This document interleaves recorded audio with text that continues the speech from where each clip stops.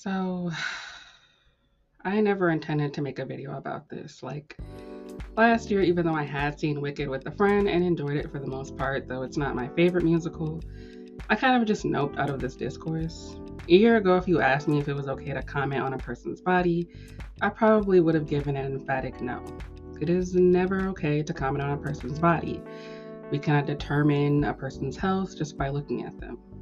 As someone who strongly opposes weight discrimination, particularly against fat people, I cannot condone the practice of skinny shaming, especially since this kind of body shaming, the one aimed at thin people, is almost exclusively aimed at women. I'd argue even fat men get more shit than extremely thin and slim men, and we know because of patriarchy that fat women experience way more weight discrimination than fat men do. I felt like there was a way to talk about body image issues and EDs without hyperfixating on one person, surveilling them, making them feel uncomfortable, and essentially perpetuating this toxic tendency to nitpick and body shame people online under the guise of concern for your health. It is something that anti-fat people use against fat people. Glorifying obesity accusations against any fat person daring to exist and not apologizing for it was excused by anti-fat people because they just care about health. And anyone who disagrees with them must not. It is essentially the "won't someone please think of the children," but with fat phobia. Won't someone please think about health? Don't you know how horrible it is to be fat? Have you been living under a rock perhaps? As much as women weighing under 100 pounds disturbed me, at the time, I felt like me saying that out loud was just me asking for those same people to pop out of a trash can like Oscar the Grouch and defend the judgment and concern trolling of fat people. Thin people do this all the time whenever the discussion around fat phobia or fat shaming is brought up online. They take over the discussion and talk about how they experience the same level of body shaming, allegedly, and therefore fat people should just shut up. It's bad to be really fat and really skinny, they say. It's an exhausting conversation because it's very predictable. Whenever I get comments like this on videos where I discuss anti-fatness, I am not the least bit surprised. They are never telling me anything I haven't heard before, and it's why, at the time, I felt like it was important to acknowledge that it is also bad to comment on the emaciated bodies of female celebrities. But now, however, I've had a bit of a change in perspective. The thing about fatness is that it's mostly not a choice. Believe it or not, there are people in the world who want to gain weight and like being fat. Those people do exist. Please stop bolstering the opinion that absolutely no one wants to be fat. Sadly, most people in America don't, but there are many people who do. When I was bigger during the pandemic, I was not sad about gaining the horrifying quarantine 15. I liked my body and I loved having triple D titties. Call me vain, I guess. But regardless of whether you like it or want it, most people who are fat, especially those who have been lifelong fat people, did not choose that. Thinness isn't always a choice either. I did not intend in any way to lose weight, and frankly, I haven't been happy about it. I lost weight mostly due to severe suicidal depression that killed my appetite as I worked as a housekeeper at a hospital where I was on my feet all day. Oftentimes on an empty stomach, not even eating until I would get home sometimes. Some people lose weight due to sickness or disease, whether that's mental or physical. Some people lose weight due to medication. Some people are just naturally thin in the same way a fat person can be naturally fat. Some thin people want to gain weight and struggle to do so. But sometimes people are thin because of restriction, dieting, or some kind of disordered eating. It is not always a choice to be under 100 pounds, and believe it or not, it can be more dangerous health-wise to be underweight. Something I forgot to mention in my weight loss video is that losing a significant amount of weight in a short period of time can cause you to lose muscle mass. There is a reason why emaciated people can look so scary. Their bones are fragile. They look like they could easily be broken in half with just one touch. If you have a uterus, you could get amenorrhea, which is when you stop having your period. You can't stand the cold. You could have kidney problems. Being underweight is not a good thing, mentally or physically. Losing weight in an unhealthy manner is not a good thing and not something that should be celebrated. We all know this, or we claim to know this, whenever this discourse comes back up. Stop fucking using Chadwick Boseman's name, his diagnoses, his anything to be like, this is why we can't talk about Ariana and Cynthia. What if they're dying? Yeah, of fucking hunger. I need y'all to be so fucking for real, because, like, I know we all see the elephant in the room and how concerningly small it fucking is, alright? Right? And unless you grew up in pro-Anna and pro-Mia culture, unless you understand what it fucking means to scar your goddamn knuckles, alright? I don't want to hear it.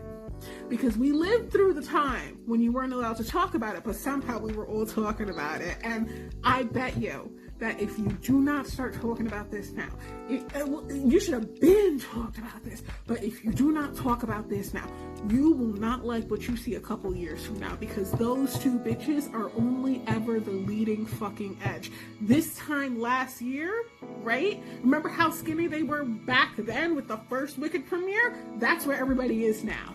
Guess where everybody's going next. Something about the internet that annoys me, I mean, there are many things about how people act online that grinds my gears, but one of the main things is the self-righteousness, the getting up on your high horseness, and also the contradictory attitudes that we carry around body image and fitness.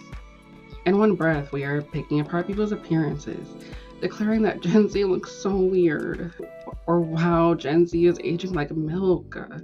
And then on the other hand, we're complaining about how ageist Gen Z is. And wow, isn't it so weird how Gen Z is so obsessed with de-aging? Meanwhile, let's all get online and make fun of Millie Bobby Brown for looking like a 40-year-old woman because, wow, looking like a 40-year-old woman is terrible. But also, ageism is really bad, you guys. And it's really sad that Gen Z is bringing that back. Let's put all the blame on them for why ageism is still a problem. We spent years mocking Kylie Jenner for looking like a basic white girl, and then mocked her for getting lip fillers and Botox. We both want to care about body image issues and toxic beauty standards, but we also still want to have fun making fun of people for how they look.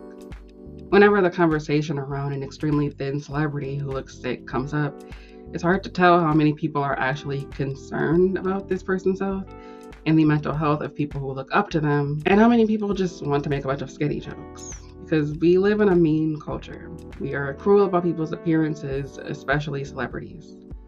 Especially celebrities who may or may not have gotten work done. Have this fixation on celebrity because we don't have the royal family, we have the Kardashians. I feel celebrities become these like fictional characters that we project our anxieties and all of our cultural tensions onto. You know, we're talking about Lana Del Rey's body, and we're talking about Oprah's body, and we're talking about the Khloe Kardashian's body, instead of talking about our own. And that's just one example, but it's like we talk about the world and how we feel about it through these like little chess pieces in Hollywood. Never has that been more true than with the issue of Ozempic. So when I see people saying things like, such and such celebrity's body is going to negatively influence young girls to want to starve themselves, I have to pause. Not because I wholeheartedly disagree, but because it feels like an unfair thing to place onto someone we don't truly know. Most celebrities don't ask to be role models, but female celebrities are almost always expected to be, even if they've made it clear that that isn't something they're trying to do with their platform. If they happen to do anything we as a culture disapprove of, we get angry at them, sometimes irrationally angry, and blame them for the fate of their daughters' issues with their bodies. It is also unfair because of the society we live in, the society we've built, and the societal beliefs and norms we've sustained. It feels similar to how Barbie was blamed for white girls had body image issues. It's like we find things in pop culture to place blame onto so that we don't have to feel guilty or interrogate the ways we perpetuate fat phobia and thin supremacy in our casual everyday language.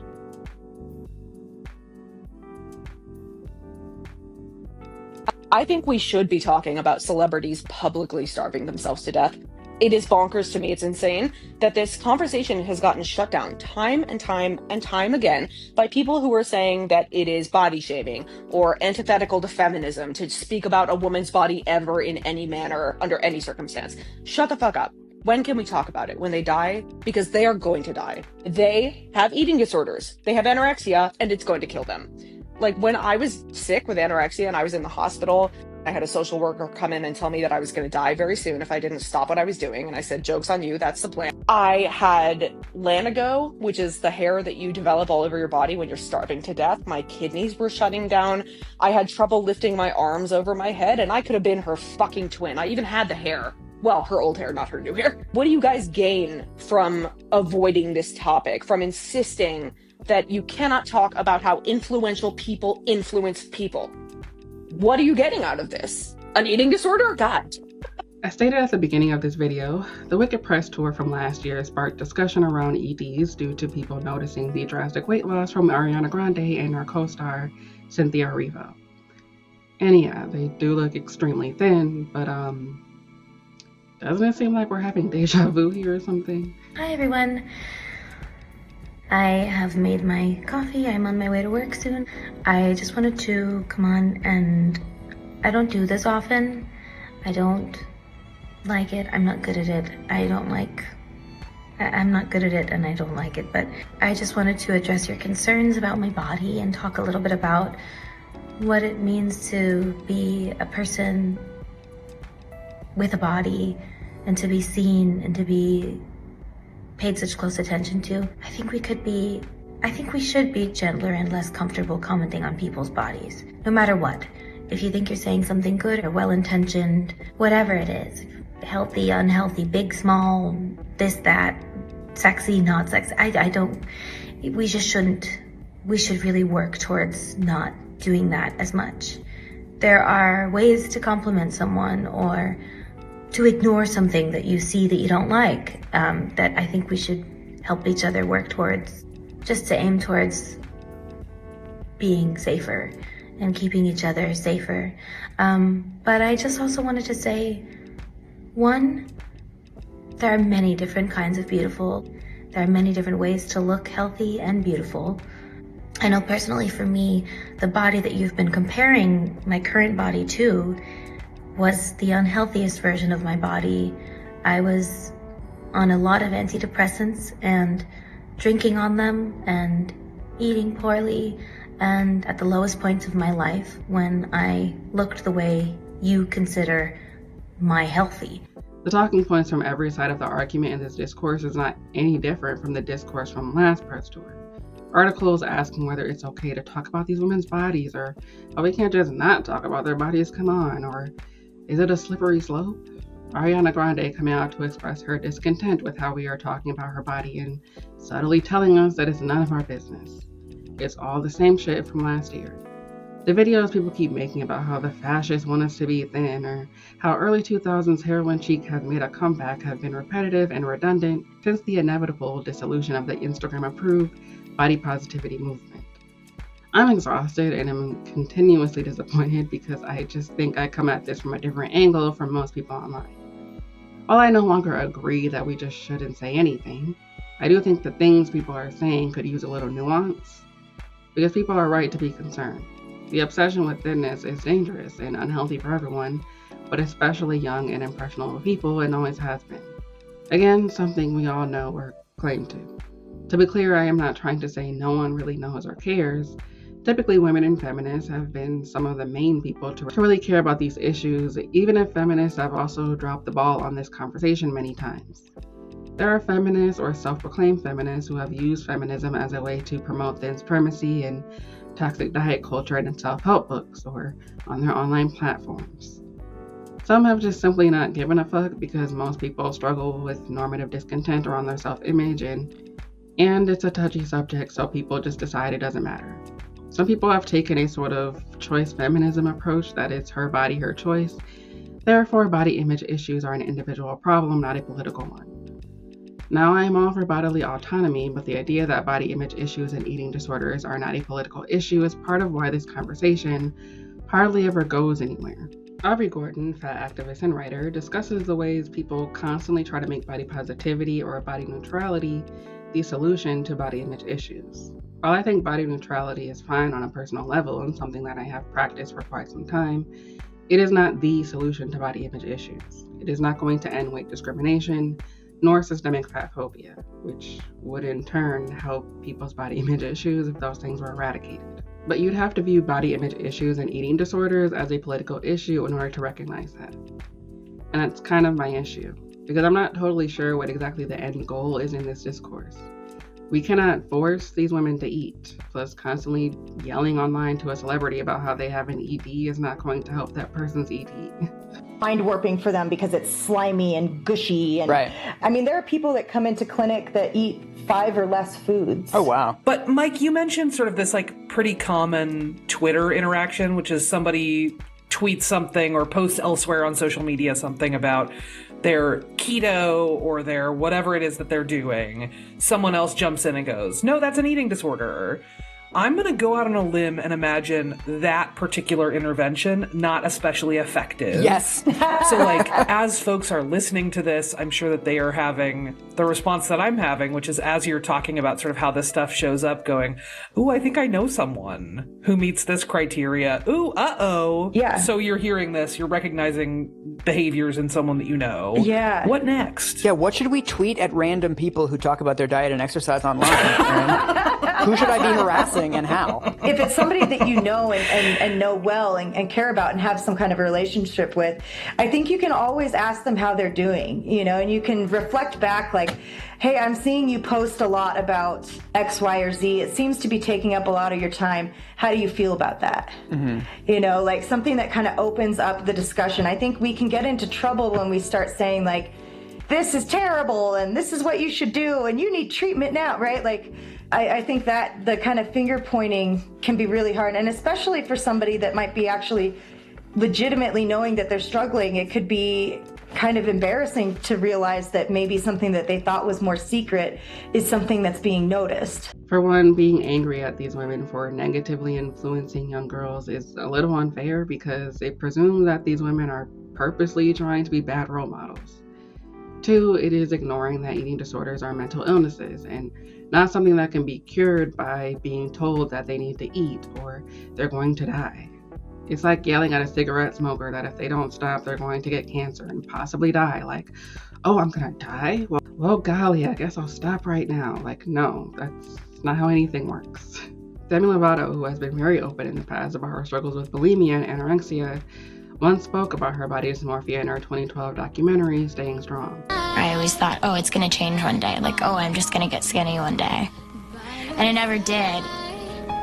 I was always striving for a goal that never came, even when I did lose 30 pounds when I turned 12 because I decided to stop eating. That's the problem with eating disorders, is it's never enough. Like, you can lose all the weight in the world, but it's never going to be enough. You're still sick in the head. For me, it was an obsession of the mind. 3, it ignores that we live in a society that puts immense pressure on women, especially women in the entertainment industry, to be thin. It is not just Ariana or Cynthia who is extremely thin. So is Michelle Yeoh, who plays Madame Morrible. Why aren't more people questioning or placing blame on the director or the producers? We know that actors are sometimes required to lose weight for roles, do really unhealthy things for roles. I just learned today that when you came for the last 6 years, the team, you're no longer with this team, but there was a team that used to handle everything before you got here. They were told to hide all of the sugar and put everything away so that when you got to your dressing room or even backstage, there was no sugar anywhere near. Yeah. Did you know that was happening? I didn't know that until today, too. But I lived a life for the past 6 years that I felt like wasn't my own because I struggled really hard with an eating disorder, yes, and that was my primary problem. And then it turned into other things. But my life, I just felt it was so, and I hate to use this word, but I felt like it was controlled by so many people around me that if I was in my hotel room at night, they would take the phone out of the hotel room so I couldn't call room service. Or if there was fruit in my room, they took it out because that's extra sugar. Like, we're not talking about like brownies and cookies and candies and stuff like that. It's like, it was fruit, you know? And for many years, I didn't even have a birthday cake. Like, I had a watermelon cake where you cut your watermelon into the shape of a cake and then you'd put fat-free whipped cream on top, and that was your cake. And so for years I did that, and it kind of became like this ongoing joke, but I just really wanted birthday cake. And so this year when I turned 27, you know, I have a new team, and Scooter Braun, my manager, gave me the best birthday cake, and I spent it with Ariana Grande, who is one of my good friends, and we just like had the best birthday. And I just remember like crying because I was finally eating cake with a manager that didn't need anything from me and that loved me for who I am and supported my journey. You know, I think at some point it becomes dangerous to try to control someone's food when they're in recovery from an eating disorder. Yeah. Also, weren't we talking about Jeff Goldblum announcing that the director, John Chu, encouraged him to go vegetarian? Oh, right, because we just automatically assume a person becoming a vegetarian or going on some diet couldn't possibly be linked to an eating disorder. If Ariana and Cynthia said they were vegetarians, would you all just back off? I'm not trying to slander vegetarianism or imply anyone who is a vegetarian has an ED, like obviously that's not true. But there is this idea that being a vegetarian, regardless of how you are practicing that, is inherently good and healthy, and once again, couldn't possibly be linked to some disordered eating. It's very similar to dieting. You can be on the most restrictive diet ever, but as long as you call it a diet, people will view it as some morally virtuous thing you are doing. But we don't know for sure what's going on with Jeff, so I won't speculate any further, since he doesn't exactly look sick and emaciated like Ariana and the other actresses. But with that said, I don't recall anyone saying that when Christian Bale lost all that weight for The Fighter in 2012, that he was a bad influence on young boys' self-image. There have been male actors speaking out about their refusal to engage in unhealthy diet and exercise regimens for film roles like Robert Pattinson, which is good, but I'm still not seeing male celebrities being hit as hard with these bad role model accusations. So if we care so much about eating disorders, why don't we target them as well? Plus, why is it only when celebrities look scary skinny that we decide to worry? To like be on campus, and they were worried that if I had like a heart attack or some kind of heart failure incident that they'd be liable. And I was so mad because I was like, I'm a 4.0 student. School and my eating disorder was all I really had going on for me, you know? Like at this point in time, like I was in a larger body while these things were happening. I mean, it was larger than it had been before. So it wasn't like a fat body at this point in time, but it was still like, I was still thinking in my head, like, well, I was so much worse when I was 15. Right. Why is it now that I'm having heart failure? I was having heart failure because from the age of 15 to 21, you know, I hadn't really been eating. Right. And also it gave you, the larger body gave people a license to like not look too into like, oh, I haven't really seen Aaron eating that much. Yeah. Like you don't assume that somebody in a larger body is like vomiting a couple times a day. It doesn't cross your mind because we've been trained so well to only see these like extreme physical symptoms as a sign of an eating disorder. Yeah. Partway through that body restoration process, someone had asked me directly about it or something, and I was like, well, yeah, I'm in the middle of refeeding, and they were like, why would you be trying to gain weight? Because like your body looks perfect right now as it is. Right. You know, and it's like, well, this isn't quite perfect. This is actually pretty sick. Right. This is also sort of like a maxim in fat activism work, is sort of that what we diagnose as disordered in thin people, we prescribe in fat people and congratulate in fat people, right? I feel very familiar with the other end of that, which is like, you can't have an eating disorder. You're too fat. It's not possible. And if you do, then I'm just going to give you Vyvanse because it's clearly binge eating disorder, right?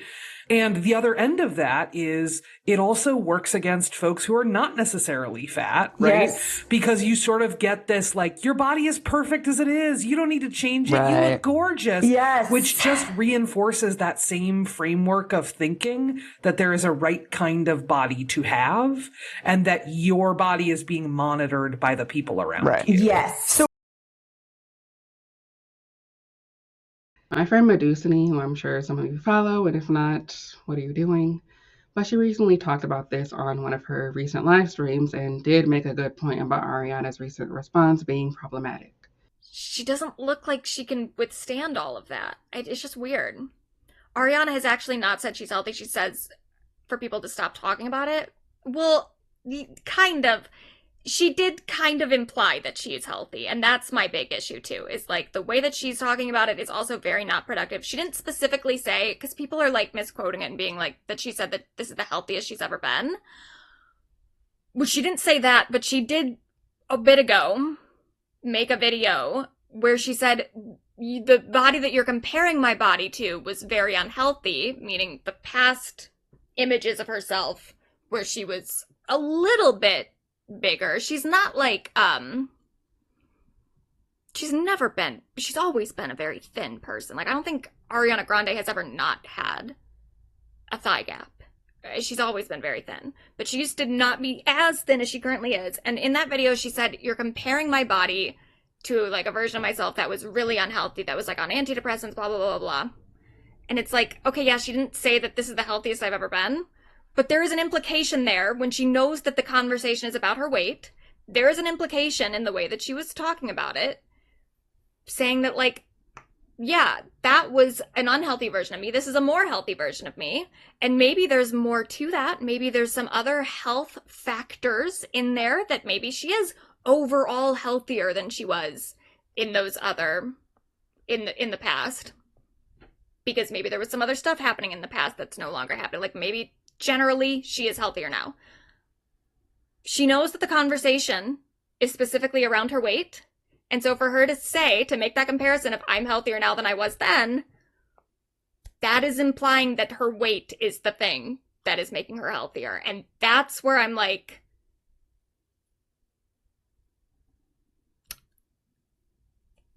just stop. Just don't fucking say anything. I agree. And I was not initially aware that Ariana had said this, and I do think that is irresponsible.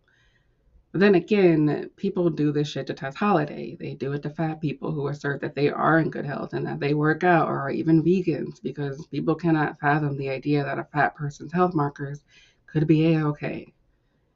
That's why these conversations can be really frustrating. How exactly do we discuss people's bodies? How do we discuss them in an anti-fat society that will always be ready and willing to fall back on fat phobia as a way to preserve thin supremacy at any chance it gets?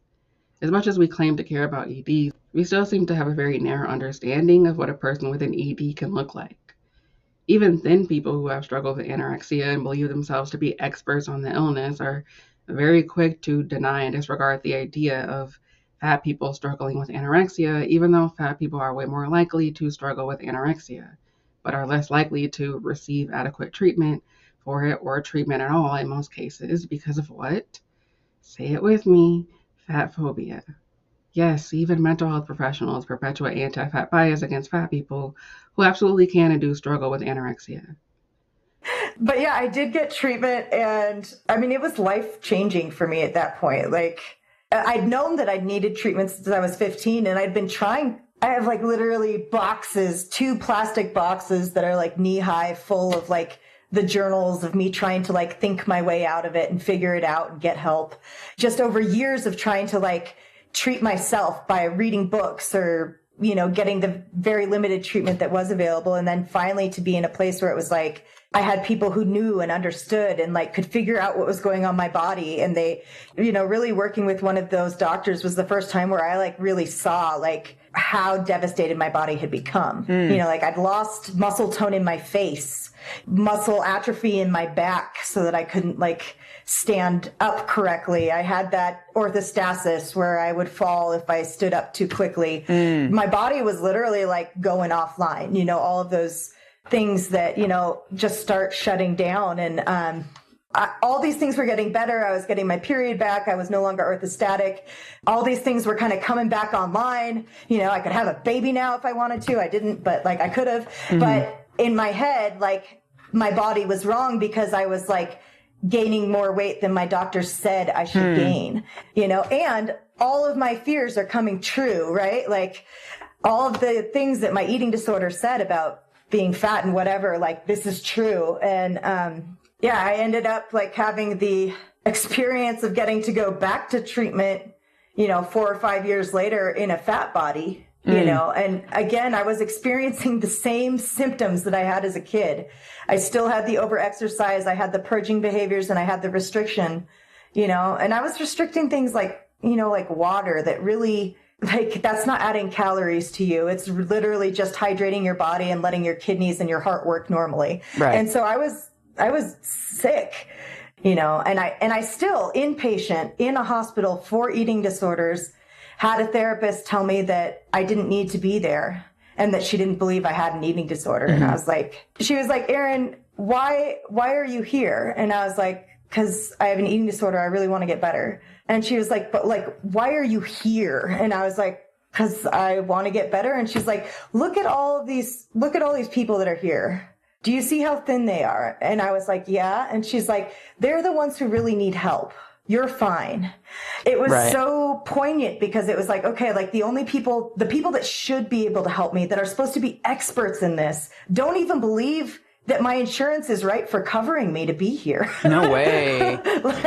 You know? And also, they're telling you exactly the same thing that your disorder is telling you, right? Like, they're echoing back to you all of the disordered thinking that is like the entire purpose why you're there is to break the cycle of disordered thinking. And they're telling you the same thing, word for word. You don't deserve to be here. Yes.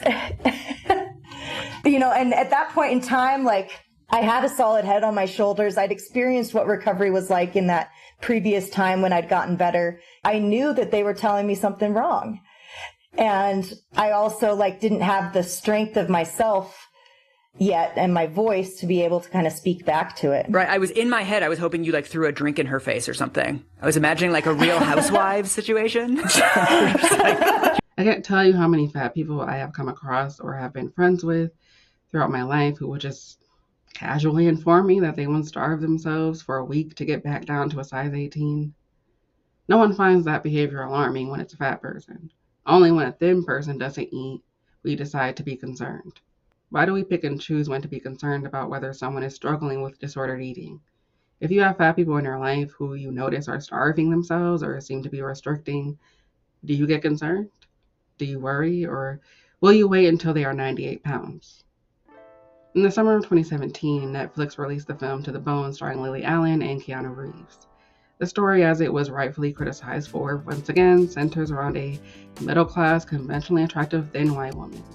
Lily Collins, who has herself suffered from anorexia throughout her life, got down to under 100 pounds for the film, which was written and directed by Marty Noxon, who based the film on her own life experiences with EDs. This, like 13 Reasons Why, caused a bit of an uproar from the public, who felt the film was glorifying eating disorders, and I would actually agree.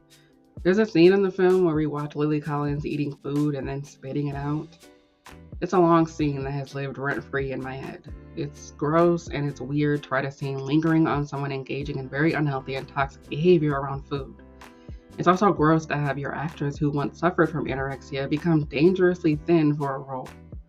Now, this kind of thing is often excused in male actors like Christian Bale, but we should have also been alarmed when he did that too, because it's not okay. Lily Collins obviously defended this, saying she felt she was in a safe environment to do this. But Marty Noxon apparently struggled due to being triggered by the film she wrote and was directing. In an article from The Guardian by Hadley Freeman, she complains that this film can be added to the list of bad eating disorder movies, and points to Marty Noxon's clearly unresolved issues around eating and body image interfering with the way the film was presenting its message. She criticizes the film for its stereotypical portrayal of a hot white woman with a thigh gap starving herself and not acknowledging that the reality is not so pretty. The author speaks to her own past struggles with eating disorders, noting how it caused almost all of her hair to fall out. In one interview, Noxon said that being around Collins and the other actors who were losing weight was difficult for her. I started to turn to the other female producers quite frequently and say, "I'm going to need you to tell me that I don't need to lose weight," she said. When there is a part of you that still gets turned on by not eating, you will not be able to discuss anorexia properly, because you are still preoccupied by the surface symptoms. Even beyond the director's own issues, it feels almost inevitable that anorexia should be glamorized in a movie made today. We have come a long way from 1983 when Karen Carpenter died of anorexia, and people were shocked that someone could actually starve themselves to death. But despite the increased awareness, conversations about the illness still too often descend into voyeuristic fascination. Since the 90s, when skinny became the female beauty standard, representations of anorexia in mass culture have come wrapped in a weird mix of prurience, spectacle, and aspiration.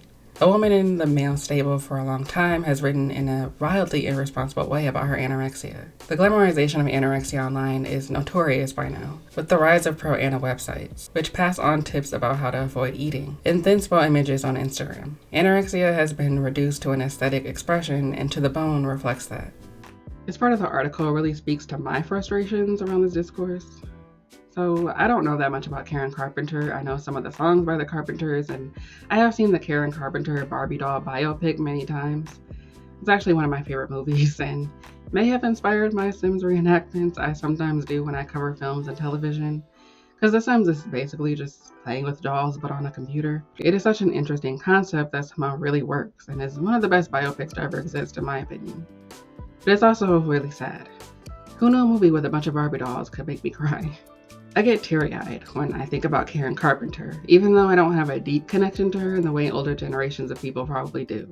Throughout the film, which is set up as kind of a documentary with real-life scenes interspliced, adding context about what anorexia is, what causes it, and how it is treated, we watch Karen's obsession with her weight and her body dysmorphia consume her as she and the band continue to gain popularity and success. Anorexia nervosa was still a relatively new mental diagnosis around the time Karen Carpenter died in 1983. At the time, many people who didn't struggle with the disorder found the disorder to be perplexing. What's so hard about not eating? There's a scene in the film where Karen complains about having to wear a short dress, which would highlight her thighs because she felt that she looked fat, after being fat-shamed by some critics. Eventually, Karen's weight dropped so low that even she could no longer deny that she had a problem, and agreed to seek help. Despite appearing to get better in the eyes of her family, Karen was still ingesting ipecac syrup, a drug that used to be widely available for parents to use in case of a poisoning emergency. Except Karen was using it to support her eating disorder. The poor woman was literally poisoning herself and didn't know it. And this ultimately led to her death on February 4th, 1983, when her mom found her naked and unconscious on the floor of their walk-in closet. The story of her death was obviously a shock to not just her family, but the world. Partially because Karen was one of the most known celebrities who died of an illness that many people still did not fully understand at the time. It was a tragedy, and it possibly served as a warning to people struggling with the disorder or to anyone who knew someone who was. However, this was the 1980s when self-care was starting to become more trendy and workout tapes were becoming more popular. About 15 or so years later, a new body trend would emerge. That of the heroin chic body type popularized by people like Kate Moss, who would go on to famously say in 2009 that nothing tastes as good as skinny feels. The trend, which propped up extremely thin white women who, well, looked like they were addicted to heroin, was literally glorified by these models and David Sorrenti, who was known to have helped create the trend. It is worth noting that David, or David, was a kid. Not literally, but he was extremely young. He struggled with some kind of rare illness that eventually took his life, ironically, also on February 4th in 1997. The whole thing with David is very complex, and I don't really feel like getting into all that right now, but I bring this up because it's interesting that we do go back and forth between being horrified when we see these celebrity women who are clearly sick or suffering from something, and then years later, everyone is striving to be 110 pounds and a size 0. We get so concerned when we see dangerously thin people, but people still want to be thin. Most people in this country are dieting. Most of them are dieting because they want to lose weight, and their desire to lose weight is tied to vanity, and also, for a lot of fat people, wanting to free themselves from the systemic fatphobic oppression they experience. But we aren't allowed to say that out loud. When it comes to fat people, we do not actually care how they lose weight so long as they aren't taking the easy way out. If they have to starve themselves, those tactics will be celebrated because the obsession with thinness is not about health. If it was, before and after photos wouldn't be an expected classroom presentation once one has completed their weight loss journey. What about a before and after photo tells us about someone's health? Before and after photos in general are not inherently bad, but when it comes to a fat person or a chubby person getting thin, it is meant to show how much better they look now versus how you looked then. It has nothing to do with health. But people still celebrate it. The obsession with thinness is bad, but people still blindly praise weight loss. When I was losing weight, I kept getting comments, and still do to this day, from family members asking me what my secret is, and asking me if I liked being smaller. People just decide how you feel about your own body when you gain or lose weight. I'm constantly being told that I must just be so happy, when in actuality, I'm not. People project and casually engage in fatphobic language around our bodies in what is for some reason considered small talk. But some of those same people will freak out over the idea of someone being so obsessed with thinness that they would starve themselves or purge. This is what I meant earlier when I said how it's a little unfair to place the burden of young girls absorbing toxic beauty standards onto actresses and pop stars. If not for them, they would just get it somewhere else. Diet commercials are extremely fatphobic. They're selling you a fantasy about how amazing it is to be skinny and how horrible it is to be fat. And those commercials are shoved in our faces. I'll watch YouTube videos and we'll get a GLP-1 ad every ad break. If not diet commercials, you're getting it at home from your family members. Fat people consistently report experiencing most of their anti-fat bias from loved ones. Most likely your mom, who casually complains from time to time about how sad she is that she can no longer fit in her size 10 jeans. Your mom, who possibly pleases your body and maybe even puts you on diets at a young age because your body has been deemed wrong and unattractive. Fat kids are treated like shit and get sent to eating disorder camps that act as mini Biggest Loser competitions. Mental health professionals can be openly fatphobic. My previous therapist, who was terrible, was very openly fatphobic when we would speak, and I even remember there being a scale in the room where we would have group therapy sessions. I don't say this to judge individuals necessarily or make anyone feel bad. I understand that people who do this are doing it because they have been conditioned to. But it's weird how I'll see people condemn fat shaming and fat phobia and toxic beauty standards, but will still perpetuate those ideals in their day-to-day lives. They're not willing to actually unpack their fat phobia or why they're so upset that they aren't the size they used to be.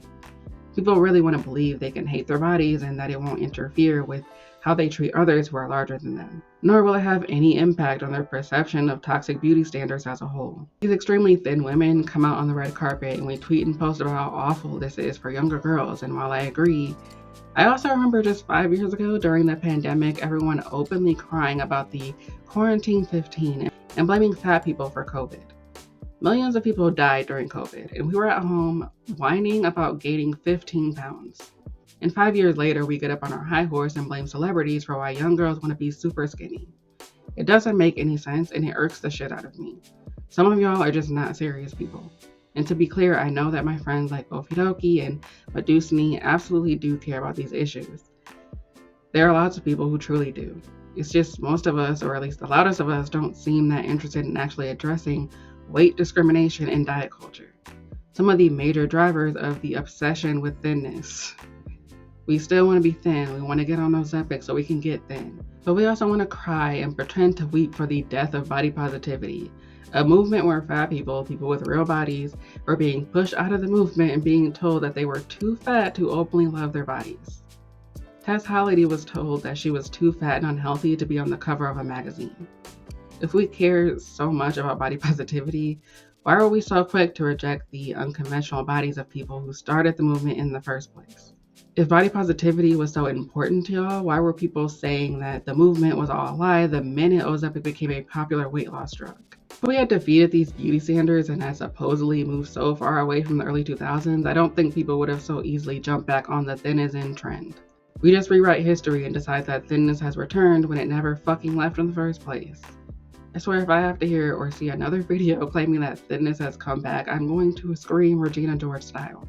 Sure, there was more emphasis on having a big butt and curvy hips, but thinness was still a requirement. The body type was still unrealistic, as seen with Kim Kardashian, who literally bought her slim thick figure. The thigh gap became a new fun thing to make women feel like shit. On a recent Instagram post, this thigh gap, you wrote, "You don't have to have a thigh gap to be beautiful." And I keep hearing the term thigh gap. What is this? And a thigh gap is when your legs don't touch and your thighs don't touch, which to me makes me question what's going on up there physically. If you have one naturally, then great, you know what I mean, and embrace what you have. But if you don't have one naturally, you don't have to starve yourself. You don't have to engage in unhealthy behaviors. If you don't have a thigh gap naturally, it doesn't mean that you're not beautiful. What we'd seen during the 2010s was basically the Baby Got Back music video come to life. In that classic song, he raps about how he wants a woman with an unrealistic body type. A woman with a flat stomach, a curvy waist, and a big butt. Not a fat person. So Cosmo says you're fat. Well, I ain't down with that. Cause your waist is small and your curves are kicking. And I'm thinking about sticking. The body type is so unrealistic that the women in that music video don't even look remotely like what he's saying he wants. The women are just skinny. They do not have that much ass or much ass at all. There are so many feminists who are tied to this idea that this obsession is part of the fascist regime or a way to keep women from fighting for their own rights. And while that's definitely part of it, that is still an idea that really only feels good to hear to people who are not facing systemic anti-fat bias. Some feminists think that all we need to do is just get women to love themselves and their bodies, and this won't be a problem anymore. People think we can eliminate the fixation on thinness without doing anything about weight discrimination or fat phobia, and that's just not possible. Me throwing out my scale wasn't just me learning to love myself. It was me learning that I actually am more than a number on a scale, and that I don't need to be thinking about that all day, and that there's so much more to me than that. I understand to some degree that it can be hard to let go of this obsession, but if this is an issue that really bothers you, why wouldn't you at least try? There were immediately all of these tweets, which, I don't know, this probably surprises nobody who's been on the internet ever, but there were immediately all these tweets who were like, this is a quote from one particularly viral tweet. Lana is skinny again. We are so back. That's a normal amount of pressure to put on the appearance of one person's body. And there were also just a lot of commentary of like, she looks great again. You know, Lana looks beautiful again. And it's like, okay, Lana Del Rey has looked the same the whole time. The one variable here is her weight. So it's like, what are we talking about really? Yeah, I mean, the degree to which and the readiness with which people tell on themselves around weight loss stuff is really through the roof, where you're like, yeah, there's one difference. We can all see the one difference. This is not sort of like, you're not covering your ass the way that you think you might be covering your ass. The conversation, though, immediately, as with any celebrity weight loss over the last 2 years has been, it immediately becomes like, well, is she or isn't she on Ozempic? And it becomes this really weird witch hunt that we've all seen. If you're listening to this podcast, you've seen this play out in some way or another, whether it's with friends in real life or on Twitter or Instagram in the comments. Everybody's talking about, well, is she on Ozempic? And da-da-da.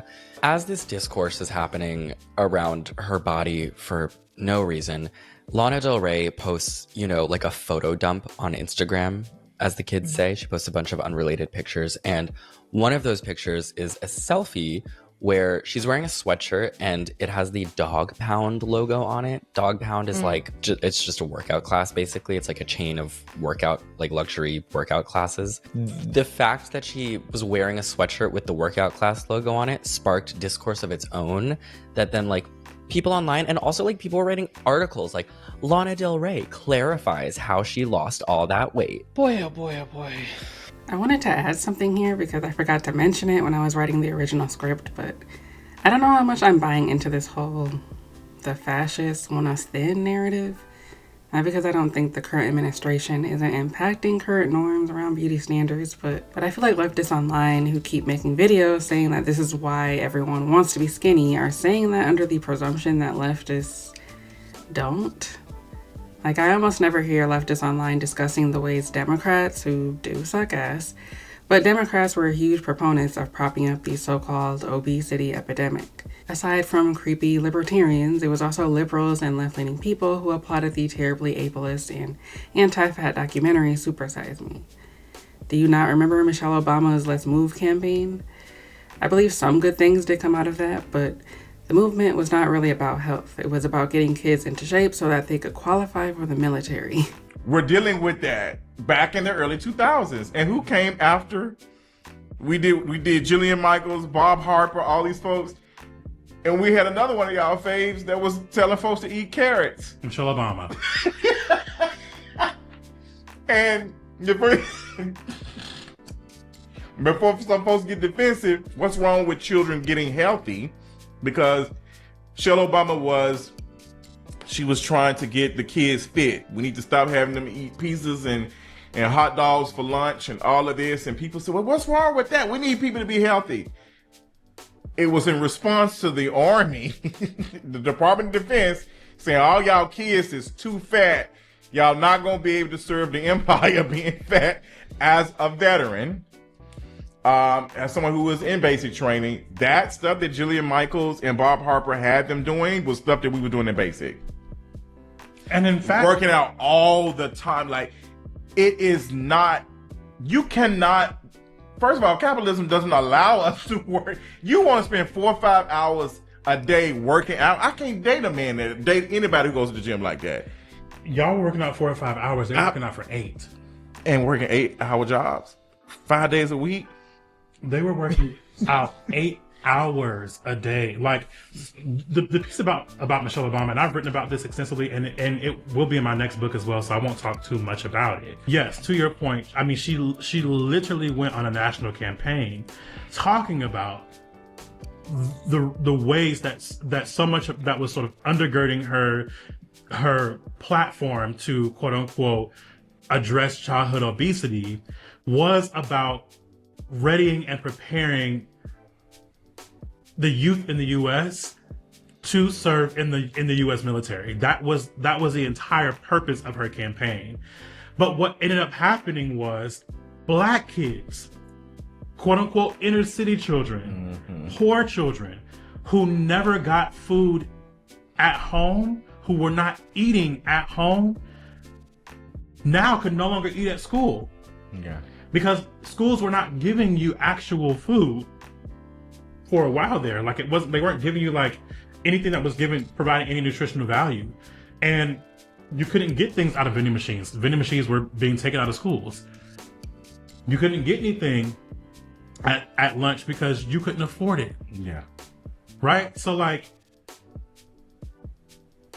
it directly affected students who were otherwise unable to eat. But Michelle's platform existed on in the legacy of The Biggest Loser, because let's not forget The Biggest Loser also had a season where they tried to quote unquote address childhood obesity. What they did. They did. They had them kids on there. They had literal children on this show.